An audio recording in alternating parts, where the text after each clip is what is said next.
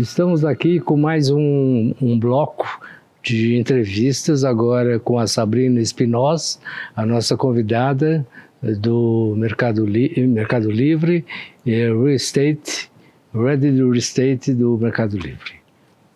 Boa tarde, seja bem-vinda. Obrigada, boa tarde, obrigada pelo convite. Gostaria que você se apresentasse, Tá bom. falasse um pouquinho de você. Eu sou a Sabrina Espinosa, sou arquiteta de formação, estou na área aí há muitos anos, há mais de 18, 20, quase 20 anos. Acabei indo para vertical e para o cuidado dos espaços, mais do que projeto. Comecei projetando, mas acabei entrando no mundo de facilities. E aí entrei e eu acho que é um mundo que ame ou deixo, sabe? E aí eu amei e tô nele até hoje, muitos anos, trabalhando nisso. Obviamente, projetos e obras acompanham junto, até pela própria formação e pela necessidade das coisas, da vida que vai acontecendo. E sou mãe de 3. Autora? 1,70. Não, autora também, Autora. Né? Ah, entendi você falar altura. É. Autora de um livro, Crônicas de uma Mãe de 3. Tenho entrado muito nessa dinâmica de compartilhar conhecimento com as mulheres e com as mães que trabalham fora ou que têm uma vontade de ter uma carreira. Como mãe de 3 há mais de 16 anos e com uma carreira profissional que realmente tem destaque aí no mercado, principalmente no de facilities. Eu acho que tem muita coisa que dá para compartilhar e deixar as mulheres mais tranquilas, que no final dá tudo certo. Aproveitando a questão aí sim de falar, de compartilhar, acho que eu até cheguei a ver uns vídeos teus falando da questão da maternidade e tudo mais. Eu lembro que você comentou em algum lugar que a questão da mulher ser mais resiliente, mais flexível, tem essa coisa do cuidar, né? Uhum. Você acha que não necessariamente seja a mulher que esteja no comando do real estate ou de um facilities, mas que a pessoa que esteja nessa área tenha essa competência do cuidar? Sem dúvida. Eu cuido muito dessa coisa de desenvolver ou de passar conhecimento para as mulheres, mas principalmente por conta da maternidade, né? Mas nada diferente na prática entre os dois gêneros, né? Então, eu acho que a essência de você ser um gestor de espaços, que é onde a pessoa habita, onde a pessoa convive, onde ela produz, onde vai ser realmente o resultado daquela companhia, o resultado do trabalho pessoal daquela pessoa, você é responsável por servir. Então, você tem que dar o melhor sofá, o melhor que é possível dentro, obviamente, das diretrizes, mas você tem que disponibilizar serviços para que aquela pessoa consiga trabalhar e entregar o que lhe cabe. E não ficar se preocupando com, puxa, tô sem água, tá sujo, não funcionou. Isso não lhe cabe, isso cabe a nós. E trabalhar um pouco nos bastidores, que falam muito, mas é um coadjuvante que também ganha um Oscar, né? Então, é uma coisa que você fica ali nos bastidores, mas que se você não fizer, vai impactar no resultado final de muita gente. Então, eu acho que esses soft skills de servir, seja homem, seja mulher, tanto faz, tem que ser intrínseco a essa profissão. Você mencionou o Oscar, mas não sei, talvez eu esteja equivocado e tomara a Deus que eu esteja equivocado, né? É que parece que vocês trabalham muito no backstage, mas ninguém reconhece no dia a dia. Acho que as pessoas só lembram quando tem um problema. É difícil alguém chegar e falar, putz, nossa, que legal, gostei do sofá. Né? Geralmente nossa, tá ruim o negócio aqui, né? A impressão que eu tenho é essa, não sei se... Eu acho que você tem razão, mas eu também vejo isso mudar. E mudou muito depois da pandemia. Eu acho que o holofote do que era um backstage, um back-office ali, acabou em algum momento virando a estrela principal, porque não se abriu o escritório, não se definiu absolutamente nada sem o time de facilities ou o time de projetos estar junto para poder proporcionar um ambiente seguro. Hoje, eu também bato muito na tecla que a gente tem que cacarejar, não basta só botar o ovo. É diferente você falar da Sabrina, porque eu fiz isso. Isso não é cacarejar. Isso não cabe, não sou eu. E sim, o que é que o time, ou eu, ou toda a equipe fornece para as pessoas. Isso precisa ser falado, porque senão realmente passa despercebido. E eu vejo muito isso, e aí eu posso falar pelo Mercado Livre, que hoje o nosso time ele faz parte de algumas decisões estratégicas, e mais, que aconteceu inclusive a semana passada, uma pessoa que fazia tempo que não ia para o escritório, eu fui almoçar, peguei minhas coisas, sentei, e ela veio falar, nossa, mas tá incrível o escritório, tá super limpo, tá tudo bonito, mudou muito, melhorou muito. Então é uma sensibilidade que as pessoas percebem, mas muitas vezes não falam, porque estão lá no dia a dia, não acontece tal. Mas se você também mostra que foi o seu time, tem uma equipe por trás, tem todo um trabalho por trás, as pessoas também sabem para quem reconhecer. Então acho que também é o nosso papel fazer disso um costume, sabe? Não ficar só com essa frase de que somos o back-office e só nos chamam quando dá problema. É fato. Mas a gente tem o poder de mudar isso e eu realmente sinto que estamos evoluindo.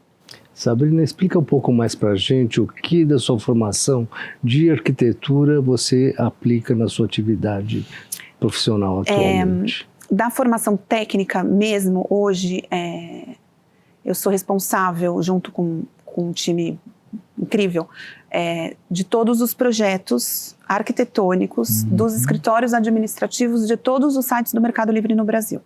Então, todos os sites logísticos têm espaços administrativos. Os galpões? Os galpões, né? E aí são os galpões desde os maiores de 110 mil metros quadrados, porque tem vários tipos de operação. Então, tem uns que precisam de galpões enormes, tem outros que ficam sem guardar produtos, então só passa o carro, muda para um carro menor para poder entrar pela cidade, são vários tipos de operações.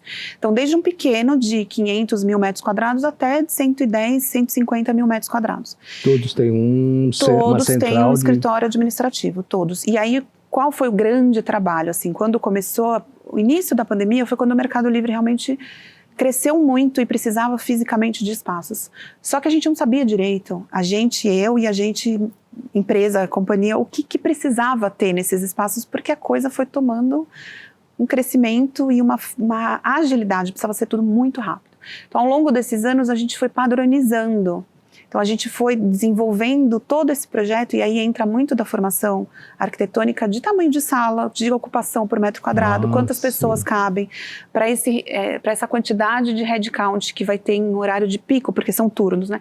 Em horário de pico, qual é o espaço mínimo que eu tenho que ter para que essas pessoas sejam acomodadas de forma confortável? O refeitório, quantos lugares eu tenho que ter para comportar? E aí, acabou virando uma coisa regional. Começou muito no Brasil, mas, obviamente, os outros países também cresceram. Não como o Brasil, mas também cresceram. Então, a gente acabou fazendo um modelo de que se você for num galpão no México, ou no Uruguai, ou na Argentina, ou no Chile, você vai ter o mesmo conceito de projeto. Então, acabou virando um padrão. Então, acho que, tecnicamente, eu trago da faculdade muito essa visão de como projetar e concretizar, porque depois a obra também é nossa, espaços para um universo que até então era novo. E um universo que, dependendo da época do ano, tem uma demanda maior de funcionários. Exatamente. Né? Normalmente para Black Friday. E você tem que prever o conforto, né? Não, e coisas que vão acontecendo, coisas assim que você não imagina também quando você só projeta no papel, né? O só não cabe, quando você projeta no papel, mas que acontece, por exemplo, nos galpões, as pessoas que ficam na operação, na área logística mesmo, tem lá os sanitários para poder utilizar e tal. Mas, para eles irem para o vestiário, onde estão os pertences pessoais, eles têm que passar no detetor de metal. Tem todo um caminho ali. E eles têm turnos de descanso ou de folgas ali muito curtos, que, obviamente, a pessoa quer tomar um café, não quer perder o tempo indo até o vestiário. Então, por exemplo, a mulher, ela precisa todo mês, né, usar o sanitário, fazer trocas e tal, por uma questão biológica. Então, puxa, ela ia até lá, ela perdia o intervalo dela para pegar o absorvente, para poder voltar para uma coisa que no projeto você não vê, né? Você não vê, porque ali tá, o código de obra é 1 para cada 20, 1 para cada 100, tá tudo certo. E aí a gente disponibilizou absorventes no banheiro. Então, assim, são coisas muito, muito pequenas, mas que você vai realmente aprendendo conforme a ocupação vai acontecendo, sabe? Uhum. Você, antes de ir para o Mercado Livre, você atuou em escritórios de arquitetura? Atuei logo depois que eu saí fiz estágio no Piratininga. Depois eu saí, fui para um escritório menorzinho que ficava lá na Cristiano Viana, fazia projetos residenciais. E depois eu fui para um outro escritório que fazia projetos de casas na praia, principalmente em Juqueí. Era projeto e construção. E aí depois eu acabei entrando no mundo de facility sem querer. Fui fazer projeto por coincidência de galpões logísticos, era uma operadora logística. E aí fui fazer o layout do escritório, os pallets, né, o espaço que tem que ter empilhadeira, layout mesmo. Mas aí começou, aqui ninguém cuida da limpeza. Isso, meu filho tem 18, 19 anos atrás. Então não era facilities, né, não existia. Não existia, era tipo administrativo, serviços gerais, sei lá. Então aqui, limpeza, cuida da limpeza, a frota aqui, cuida da frota. Quando eu vi, eu estava gerenciando um monte de serviço. E aí eu fui entendendo, e aí entrei nesse caminho. E o conceito de real estate, não sei se eu vou fazer uma pergunta idiota, mas eu vou fazer a pergunta. Fica à vontade, nenhuma pergunta idiota. Não, sem dúvida. E é privilégio do jornalista ser idiota para fazer pergunta, né? Real estate é um conceito novo? Não. O real estate, na essência, é prospectar imóveis. Né? Então, é uma linha de você procurar imóveis para um cliente que eventualmente quer abrir uma empresa, um escritório. É que eu imaginei um outro conceito dentro de real estate, embora você tivesse me explicado antes, que era a questão de ambiente físico como um todo, real, concreto. Acabou absorvendo isso tudo. Então começa agora, na essência do negócio, é a prospecção de imóveis. Mas hoje uma área de real estate cuida de patrimônio. Então, desde a prospecção até o projeto, a obra, incluir os serviços e cuidar do espaço. E o que está dentro dele. Entendi. E a experiência do usuário, né, que acaba... sim. Normalmente junto com o RH, mas tem muito da experiência do usuário pelo espaço que ele habita. Tá. E como é que é a tua conversa com o RH? Diária. Diária. São os clientes internos, eu acho que os que mais demandam, né, do escritório administrativo propriamente dito, porque, na verdade, são 3 linhas, eu costumo dizer que é um triângulo. Somos nós, pelo espaço, RH, pelas pessoas e TI, pela tecnologia e enfim, conectando tudo isso. Então, a gente propõe os espaços, a gente apresenta e aí precisa ter o ok deles para entender se para as pessoas isso faz sentido, o ok de TI para ver se tecnicamente é viável. E todo mundo vai ter uma boa experiência se conectando em qualquer espaço que foi projetado. Então, é um triângulo, assim, de trabalho que precisa estar muito firme. É um triângulo das Bermudas ou um triângulo amoroso? Depende do dia. Depende do que estamos falando, Tem dias de triângulo amoroso, tem dias de triângulo das Bermudas. Tem relacionamento, né? Tá tudo bem. Mas eu acho muito interessante porque muitas vezes vem essas percepções que nós, um pouco mais técnicos, apesar de que arquiteto eu acho que é bem mais aberto, mas essa área um pouco mais técnica acaba não prestando atenção nos microdetalhes, não de espaço, mas das pessoas mesmo, sabe? Tá. Seria olhar a pessoa de forma integral, integrada até dentro do ambiente, né? Porque não adianta você fazer um espaço incrível se não vai ser ocupado por pessoas. Entendi. Tem uma foto icônica que é uma calçada linda, projetada, 90 graus e tal, e as pessoas andam, elas cortam o caminho e tem um caminhozinho na grama. Então, muitas vezes, não adianta você fazer um negócio perfeito, lindo e tal, se a ocupação ela é diferente. Então, muitas vezes você faz o espaço, mas aí você tem que voltar no espaço para readequar pela ocupação. E aí é diretamente ligado às pessoas. Né? Tá. E consegue eliminar esse problema antes? Muitas vezes sim. Mas é mais conceitual, né? O antes é sempre mais conceitual. Então, muitas vezes sim, algumas vezes não. Por exemplo, é quando é aspiracional, né? desejos, né? Aí a gente tem que cortar. É o que o cliente quer e o que ele precisa, na verdade. É isso, você tem que ser... Eu falo, a gente tem que fazer o papel do policial mal muitas vezes, porque fala, bom, tá, eu recebi o feedback de que aqui tá muito escuro. Tá bom, mas pela norma tá certo, né? Daí você dá todo o embasamento. Tá, mas a pessoa tem a sensação de que está escuro. Tá, mas quantas pessoas, no universo de quantas pessoas, pra gente poder... Porque senão fica muito pessoal, né? Ar-condicionado é a eterna briga. 23, mais ou menos 2, tá na norma. Mas o 21 pra mim é muito frio. O 24 para mim tá ok, para você é muito quente, então, mas tá dentro da norma, né? Então, se você for ajustar para cada um que pede, não tem como. Então, você tem que, às vezes, dar uma freadinha nos desejos. O que mais mudou para vocês pós-pandemia no ambiente de trabalho de vocês? O que mais mudou, que você sentiu? A forma de se ocupar o escritório, né? O que antes era um espaço de foco, né? Você ia para sua mesa todos os dias e trabalhava, fazia reunião, interagia, claro, mas você ia lá para trabalhar. Hoje, pelo menos no Mercado Livre, não tem obrigatoriedade de se ir todos os dias, né? Sugere-se 20%, mas para um layer, não para todo mundo. Então, quando você vai no escritório... 20%. 20%. Uma vez na semana. Quando você vai no escritório, você pode ir mais. E você pode não ir também, né? Sugere-se. Então, quando as pessoas vão para o escritório, elas não vão mais para ficar num espaço de foco. Acontece de reclamarem que não tem mesa? Acontece. Mas a grande maioria ocupa o espaço hoje para um networking, para relacionamentos sociais. Ou para resolver coisas que, sei lá, tem 30 e-mails tratando e você vai numa conversa, num café, você resolveu e está tudo certo. Então, eu acho que o que mudou mesmo foi a forma de ocupar. A forma de ocupação mudou completamente. E a gente tem tentado se adaptar a isso. Então, está trazendo espaços mais, assim, mais abertos, mais informais, mais colaborativos, que a gente consegue aqui sentar e conversar e resolver um propósito sem eu ficar na minha mesa, você na sua e você na sua. Inclusive, está em obra para entregar. A gente já fez algumas modificações físicas, aumentamos também espaços de eventos, porque agora o escritório é um ponto de encontro para eventos.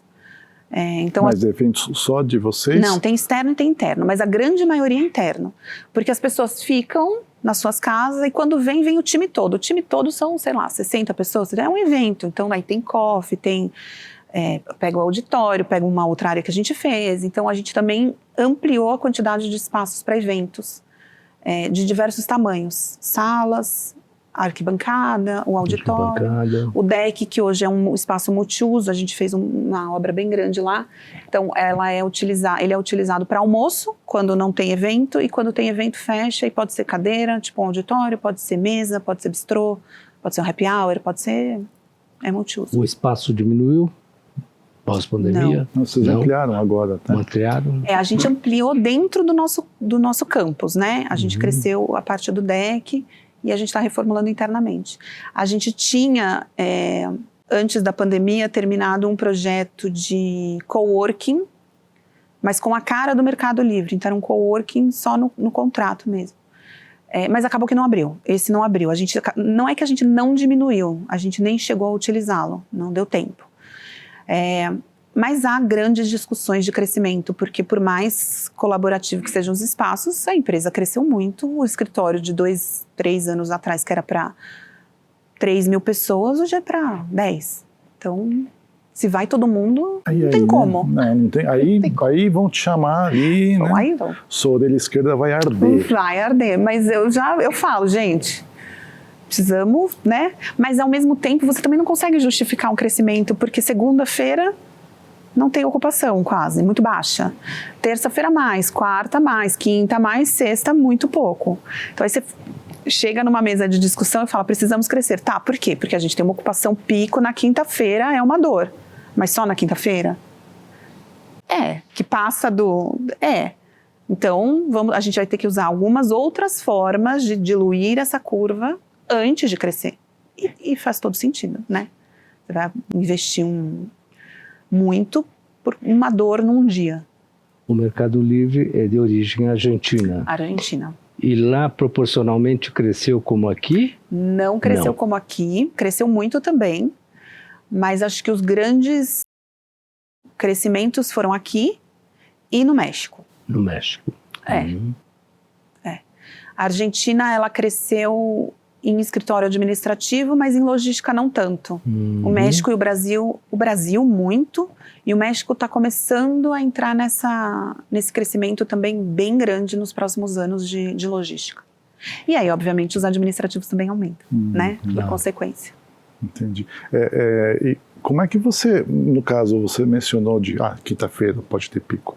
Eu fico imaginando questões como luz, água, né, que você tem que pensar nessa questão de eficiência energética também, né? Sim. Como é que está essa preocupação hoje? A gente está falando de mudanças climáticas. Naquela nossa conversa que a gente teve, eu até brinquei que a Enel ajudava muito porque tinha os apagões, né? Então, para reduzir custo de energia. Mas como é que vocês estão lidando com isso? O Mercado Livre sempre teve muito essa pegada de sustentabilidade e de eficiência energética. A gente tem hoje 1.800 a 2.000 placas solares, então tem uma usina solar, que por muito tempo foi uma das maiores, agora obviamente não mais. Isso há 6, 7 anos atrás. Então já era muito inovador. A gente tem algumas ações, mas acho que a dor maior de ter picos de ocupação em dias específicos, é lógico que tem essa dor, porque obviamente você consome, você tem uma média que está dentro do seu horário, tem toda aquela... A gente também faz parte do Mercado Livre de Energia, mas eu acho que a grande dor é espaço físico nesses dias de pico, não é nem os serviços, porque a gente já tem mais ou menos um histórico, então a limpeza a gente aumenta na quinta, Entendi. A segurança a gente aumenta na quinta, terça, quarta e quinta, né, o famoso TQQ. Mas estacionamento eu não posso aumentar só para quinta-feira. Refeição, horário de refeição, fila para almoçar, não posso fazer mais um espaço de refeitório só para quinta-feira. Então, eu acho que a dor mais latente acaba sendo o físico espaço. Mesmo. A refeição é de vocês ou é terceirizada? É terceirizada numa cozinha e refeitório nosso. Tá. Porque lá a gente está localizado em Osasco. Mas não é Osasco, no centro de Osasco, que você tem por onde sair. É uma localização um pouco difícil de serviços ali. Agora tem uma lanchonete do lado, mas agora. Então, 99,9% das pessoas que estão lá almoçam lá. E não saem, porque no campus tem tudo. Tem academia, tem cabeleireiro, tem jogo, tem trabalho, enfim, tem café da manhã, café da tarde, almoço, jantar, tem tudo. Então, as pessoas acabam ficando por lá. Esse tudo aí também está sob seu olhar? Sim, muito com people, com RH. Pessoas, tá. Porque tem benefícios que são dados, mas que quem cuida do espaço e do fornecedor normalmente somos nós, com exceção da alimentação. A alimentação é toda gerenciada por RH. Porém, o espaço é nosso, então a limpeza do espaço. Então acaba, aquela coisa de meio lá, meio cá. Ou seja, você está envolvida em tudo. Eu falo, da hora que você entra, a hora que você sai, alguma coisa você usou no meu trabalho. Sai, né? Até mesmo quando sai de não estar mais...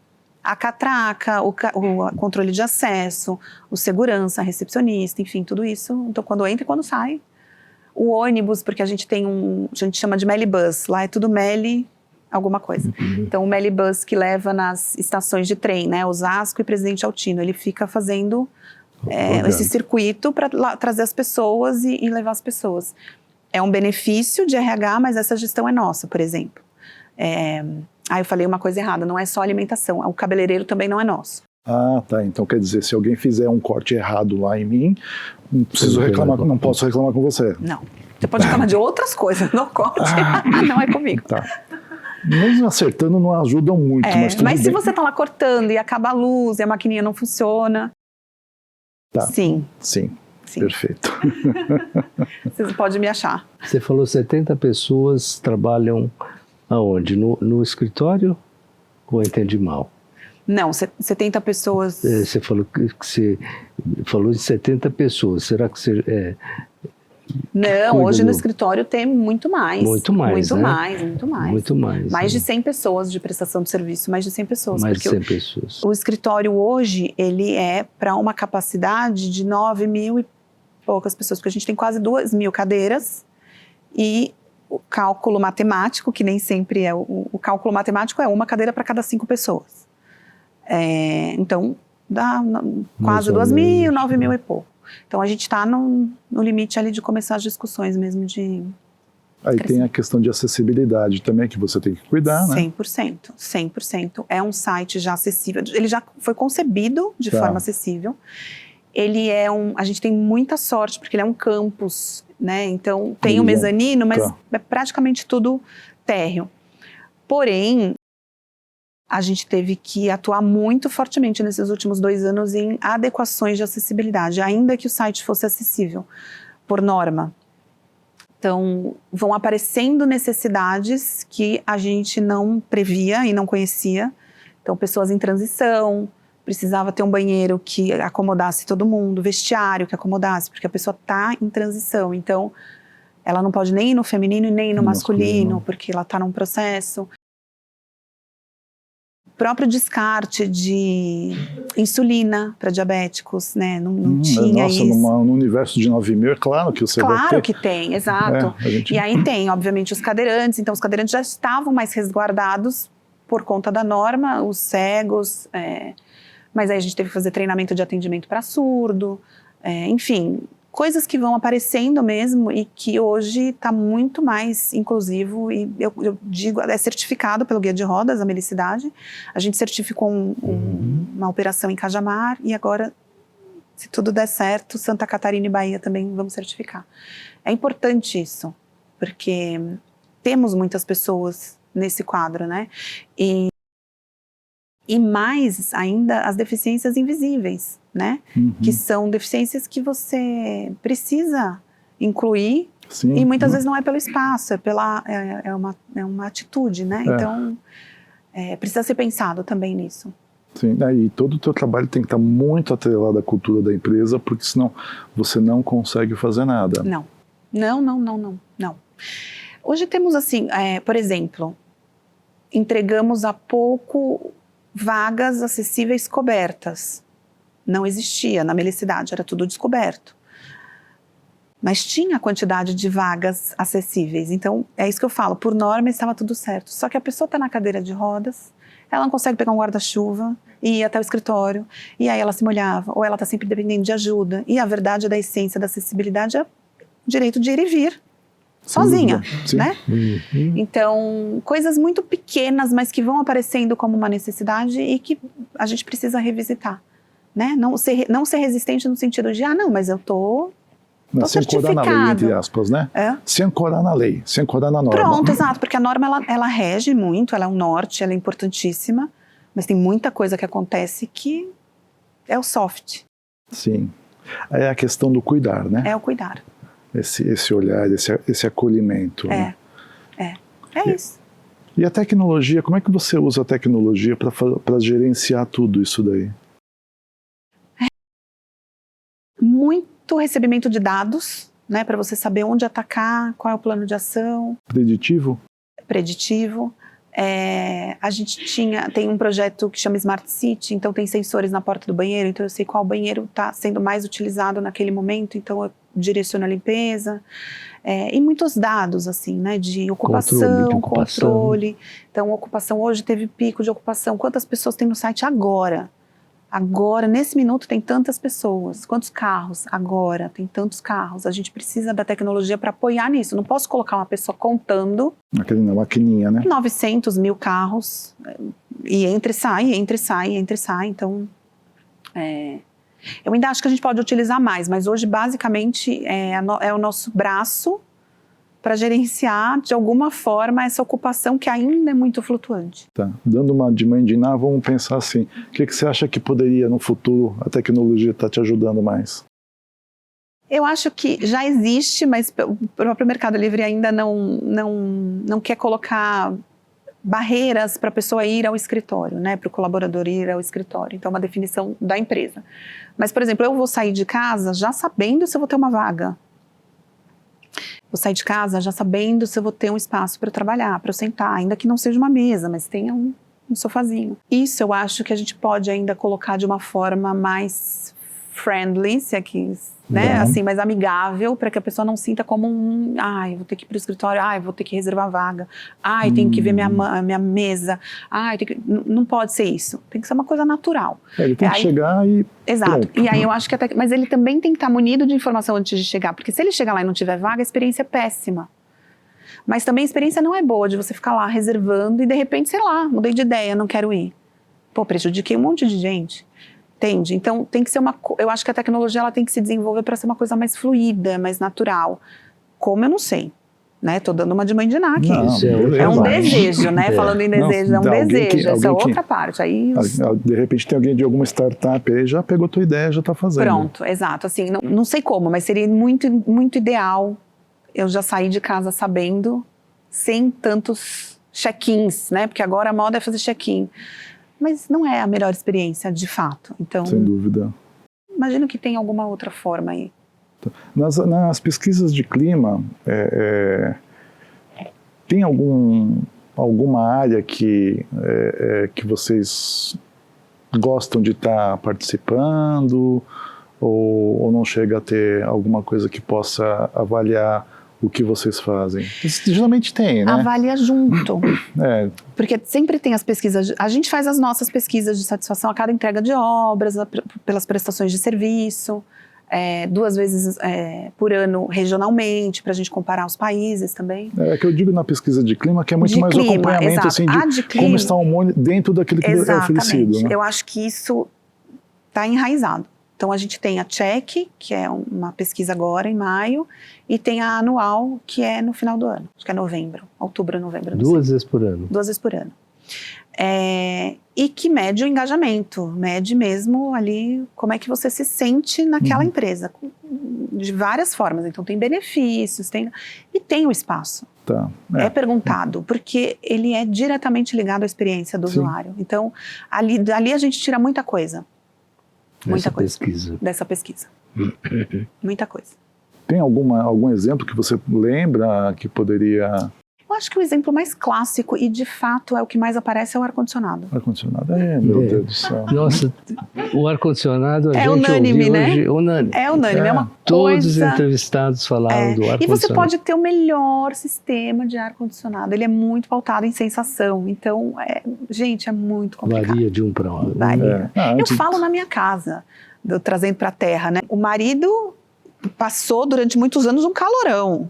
E um frio horroroso, então ele abria a janela, eu fechava a janela, punha coberta, eu tirava a coberta, agora trocou, agora eu sinto um calorão e ele sente frio. Gente, então como é que você ajusta para 3.000, 4.000 pessoas, né? É o que eu falo, tem uma norma, mas é o que sempre é o campeão de vendas. É o campeão de vendas. Campeão de vendas. E lembrando um pouco daquela nossa conversa, teve a questão daqueles dias de temperaturas elevadíssimas. Sim. Né? Talvez aí não tenha nem briga, né? Do tipo, né?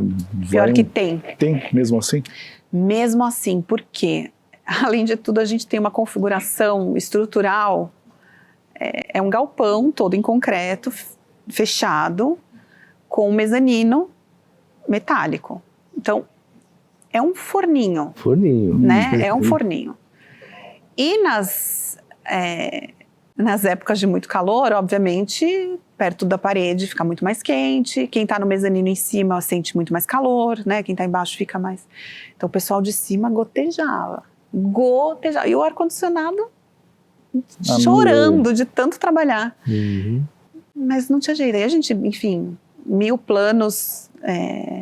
E aí estamos trabalhando para a próxima onda de calor tá melhor. Então vai mudando a tecnologia do próprio sistema de ar-condicionado, porque vai evoluindo, então cada hora tem uma coisa nova. Imaginando que a gente vai ter mais ondas de calor, mais chuvas. Exatamente. A vantagem de quem está ali é que o café sempre vai estar quente, né? Sempre. Sempre está quente. A gente fala, nas operações pode acontecer tudo, menos faltar o café. Café é um ponto nevrálgico. Você quer conhecer a cultura da empresa, vai no café. Operação logística, as pessoas tomam muito.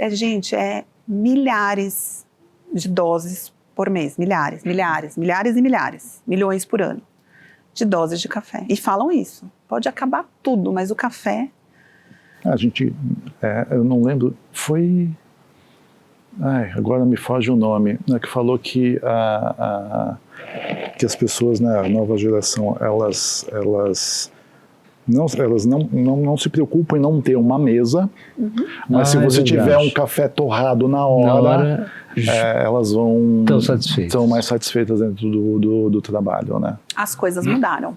Eu acho que foi a Camila, não foi? Não, me foge o nome agora. Jesus Cristo. Mas foi exatamente isso.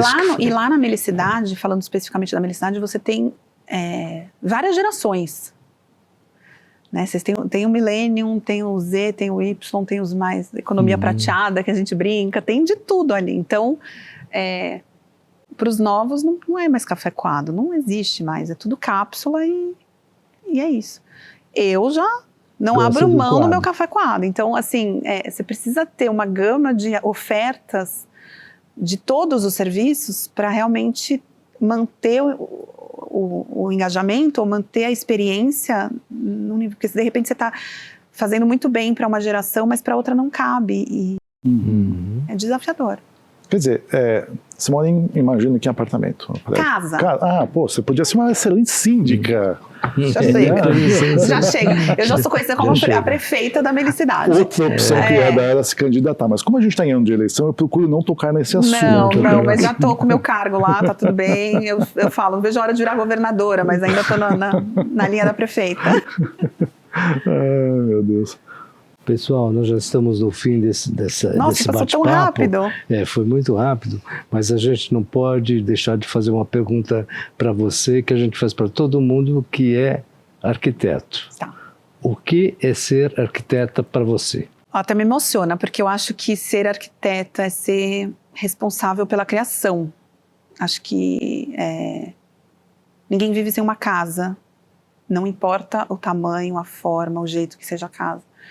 Realmente você criar espaços para você literalmente viver de uma forma saudável e segura. Acho que mais do que confortável, é saudável e segura. Então eu acho que a gente é responsável pela criação. Eu definiria como um criador. Criador. Muito bem. Muito obrigado pela tua participação, ter aceitado o nosso convite, você e o Guma aqui participar desse bate-papo, e logo mais a gente vai para um novo bloco do Office Connection.